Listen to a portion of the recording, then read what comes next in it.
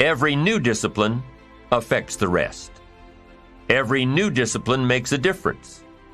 That's why action is so important. The smallest action, the least action. The action that you won't think will matter. It all matters. Take it. Because when you start accomplishing and the value starts to return, you'll find inspiration to do the next one and the next one and the next one. But for this whole process to work for us, we must first master the art of discipline, self-discipline, consistent self-discipline. It doesn't really matter how smart you are or how much you know if you don't use it. It doesn't really matter that you graduated magna cum laude if you're stuck in a low-paying job. It doesn't really matter if you attended every seminar that comes to town if you don't apply what you've learned. Better than knowledge is applied knowledge. And once we've applied our knowledge, we must study the results of that process. Apply our knowledge, study the results. Refine our approach. Finally, by trying and observing and refining and trying again, our knowledge will inevitably produce worthy results, admirable results. And with the joy and results of our efforts, we continue to apply, to learn, to observe, to fuel our ambition with the positive reinforcement of continued progress. Pretty soon, we'll find that we're swept into a spiral of achievement, a vertical rise to success. It takes consistent self-discipline to master the art of setting goals, to master the art of time management, to master the art of leadership, to master the art of parenting and relationships. If we don't make consistent self-discipline part of our daily lives, the results we seek will be sporadic and elusive. It takes a consistent effort to truly manage our valuable time, or we'll be consistently frustrated.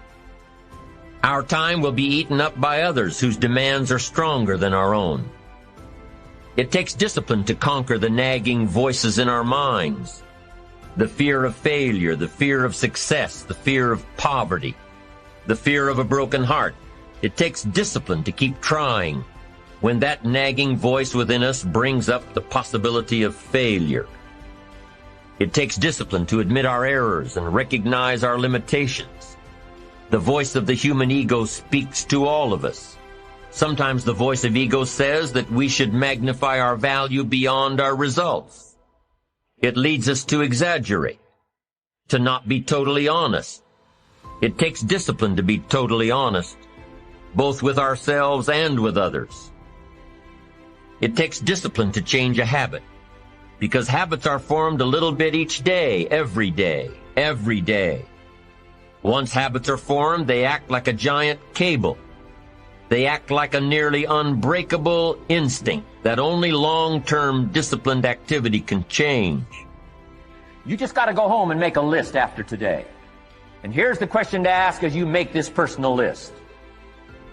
What am I not doing that would be easy to do, that could greatly change my health, my wealth? What am I not doing I'm neglecting that would be easy to do?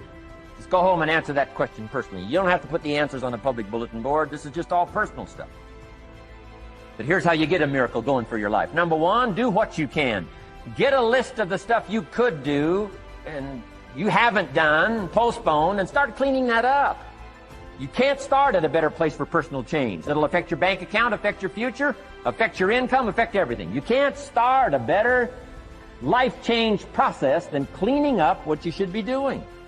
The man says, well, my mother lives down in Florida. Should have written her 6 months ago. I just can't seem to get that letter written. I'm asking you to get that letter written, clean that up, and don't walk like other people walk. Don't postpone like other people postpone. You say, well, is it as simple as writing a letter? And the answer is yes. Where else would you start for life change, personal change? Now, here's the second part of the miracle. Number one is do what you can. Here's number two, do the best you can. If that's not your philosophy, I would ask you to amend it. Let me give you the best of ancient script. Here's what it says. Whatever your hands find to do, do it with all your might, do it with all your strength, and do it with all your power. What a good philosophy. That kind of philosophy will revolutionize your life if you haven't picked it up lately. Guy slips in late, company doesn't seem to mind, slips out early, first one in the parking lot, heading for happy hour. Stretches his break, comes early for lunch, late back from lunch, company doesn't seem to notice. Guy says, best as I can calculate, I'm putting in about a half a day's work and I'm collecting a full day's pay. Little does he know the seeds of his own disaster are already being sown by the weakness of his own personal philosophy. It's not the economy that's going to determine your next 6 years. It's your philosophy about labor and about activity and about miracle and soil and seed and sunshine and rain and the economy and the banks and the money and the companies and the schools and what's going on. It's your philosophy and your attitude and then your ability to take action. All of that we call the process of life change, miracle working. Set up a discipline when the emotions are high and the idea is strong and clear and powerful. That's the time to set up the discipline. Somebody talks about good health and you're stirred. Say, right, I need to get a book on nutrition. Get the book before the idea passes and before the emotion gets cold.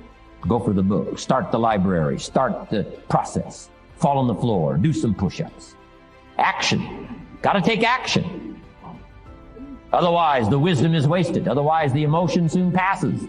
Unless you put it into a disciplined activity. Capture it. Disciplines is called how to capture the emotion and how to capture the wisdom and translate it into equity. Disciplines. You start walking around the block, it'll inspire you to get an apple. Get an apple, it'll inspire you to get a book. Get a book, it'll inspire you to get a journal. Get a journal, it'll inspire you to grow, develop some skills. All disciplines affect each other. Every lack affects the rest. Every new affects the rest. The key is to diminish the lack and set up the new. And you've started a whole new life process. Also, one more thought on discipline. Here's the greatest value of discipline. Self-worth. Self-esteem. People are teaching self-esteem these days, but they don't connect it to disciplines. The least lack of discipline, and it starts to erode our psyche. One of the greatest temptations is to just ease up a little bit. Right? The slightest lack of doing your best starts to erode the psyche.